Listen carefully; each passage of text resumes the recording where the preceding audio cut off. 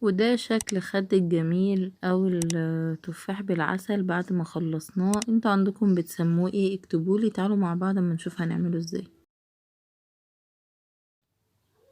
السلام عليكم ورحمة الله. ازيكم جميعا؟ عاملين ايه متابعيني الكرام؟ اللهم صل وسلم وبارك على سيدنا محمد. هنعمل مع بعض النهاردة خد الجميل. عندي هنا المقادير: كوباية سكر، ونص كوباية مية، وتفاح صغير، ولون احمر، وليمونية صغيرة. هجيب حلة هضيف فيها السكر والمية، وهولع عليهم على نار متوسطة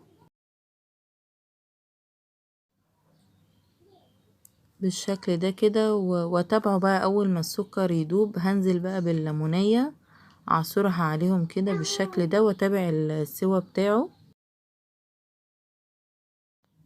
بعدين هجيب التفاح هنا، طبعا بعد ما غسلناه ونشفناه كويس، هنجيب عيدان الشيش كده وادخلها في التفاحية بالشكل ده كده.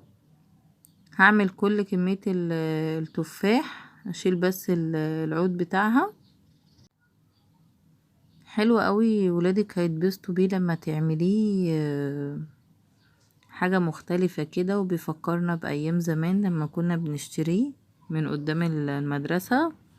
وطريقته سهلة خالص، ما بياخدش معانا وقت في العمايل. وقلت فرصة، والتفاح البلدي بقى لسه نازل، يعني كنوع من التغيير يعني.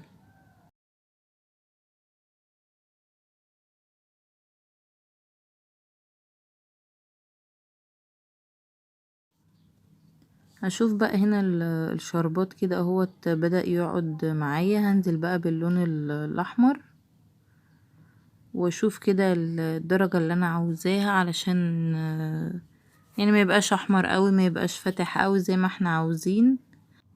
اللون اللي انا ضفته ده دي الوان طعام يعني، ما مش حاجة مضرة. خلاص كده انا اتأكدت ان انا اللون ده انا عاوزاه، يعني هيبقى حلو قوي لما اغلف بيه التفاح. هرفع بقى كده الشربات، هو استوى معايا. وناخد بالنا لان بيبقى سخن قوي.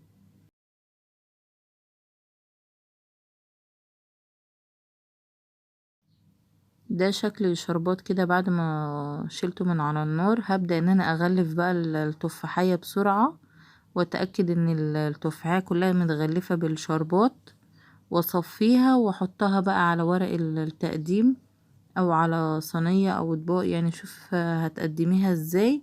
وتسيبيه لما يبرد خالص، وبعد كده بتقدميه، ما بيتقدمش سخن.